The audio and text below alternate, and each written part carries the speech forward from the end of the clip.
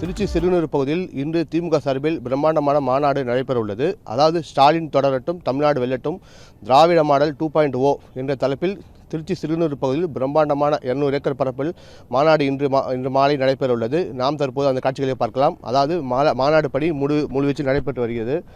2026 சட்டமன்ற தேர்தலில் திமுகவிற்கு மீண்டும் திருப்புமுனை மாநாடாக அமையும் என நிர்வாகிகள் தெரிவித்து வருகின்றனர். அதாவது சுமார் 200 ஏக்கர் பரப்பளவில் நடைபெற இருக்கும் இந்த மாநாட்டில் திமுகவின் தேர்தல் வாக்குறுதிகள் குறித்து அறிவிப்புகள் வெளியாகும் என எதிர்பார்க்கப்படுகிறது. தமிழ்நாடு முழுவதும் இருந்து மாநாட்டிற்கு வந்து செல்வோர் பாதுகாப்பாக திரும்பும் வகை ஏற்பாடு செய்யப்பட்டுள்ளது. இந்த மாநாட்டு திடலில் 2 லட்சம் தொண்டர்களுக்கு உணவு, 20 இடங்களில் குடிநீர் வசதிகள் ஏற்பாடு செய்யப்பட்டுள்ளன.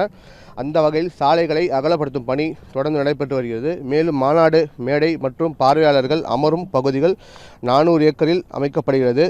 30,000 வாகனங்கள் நிறுத்த 200 ஏக்கர் இடம் தயார் செய்யப்பட்டுள்ளது. அதாவது மாநாட்டிற்கு வருபவர்களுக்கு 5 லட்சம் லிட்டர் கொள்ளளவு கொண்ட குடிநீர் தொட்டிகள் ஆங்காங்கே அமைக்கப்பட உள்ளன. 12வது மாநில மாநாட்டிற்கு 10 லட்சம் பேர் பங்கேற்பார்கள் என எதிர்பார்க்கப்படும் நிலையில் 5,000 பார்வையாளர்கள் வரையில் தனித்தனியே பிரித்து பாக்ஸ் போன்ற அமைப்பில் அமர வைப்பதற்கு 3 லட்சம் இருக்கைகள் ஏற்பாடு செய்யப்பட்டுள்ளன.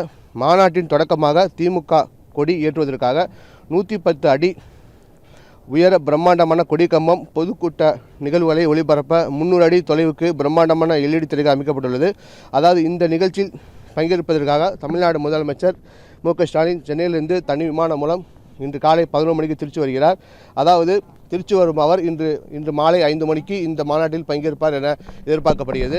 தமிழ்நாட்டில் இத்தனை மாநாடுகளை திமுக நடத்தினாலும் திருச்சியில் மாநாடு நடத்துவது முக்கியத்துவம் வாய்ந்த ஒன்றாக பார்க்கப்படுகிறது.